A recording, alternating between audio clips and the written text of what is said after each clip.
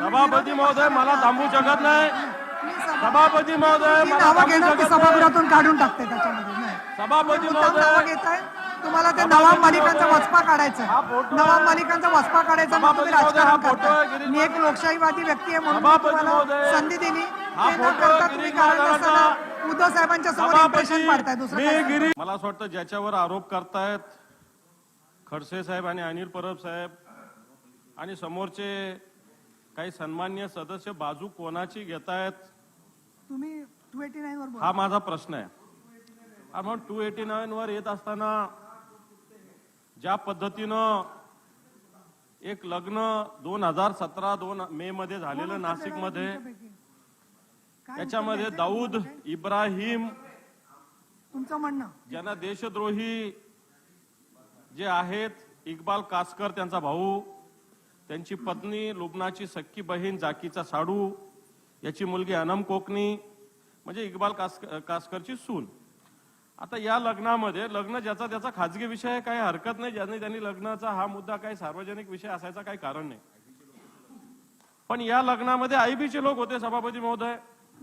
आयबीला अटक करणार का काय बरोबर? तुम्ही असं प्रॉम्प्टिंग चुकीचं करू नका. नाही बरोबर आहे ना, नाव आहेत ना त्याच्यात, या अधिकाऱ्यांचं नाव आहे.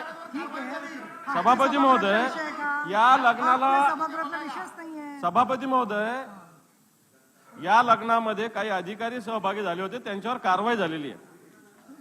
काल सभागृहाच्या बाहेर परवाच्या दिवशी शिवसेनेच्या एका पदाधिकाऱ्याचं नाव सुधाकर बडगुजरे नाशिकचे, त्यांचा एक फोटो प्रसिद्ध झाला. सलीम कुत्ता म्हणून कोण आहे. आता खाली तर एका पत्रकारांशी बोलताना एका आमदारांनी सांगितलं की सलीम कुत्ता तर मेलेला 98ला त्याचं दवाखान्यात मारला. आता खरं खोटं मला याच्यातलं माहिती नाही मुंबईचं. पण आपल्या मंत्रिमंडळातले एक मंत्री, आपल्या विधानसभेचे काही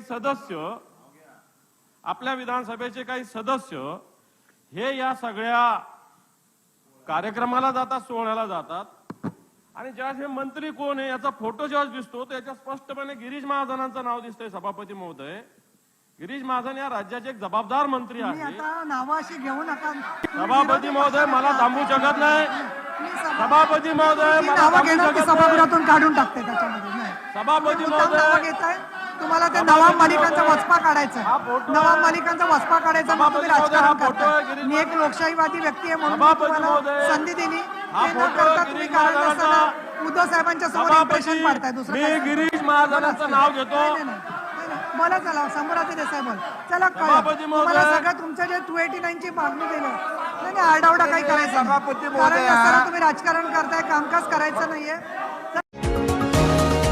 तुम्ही पाहत आहात विस्टा न्यूज मराठी.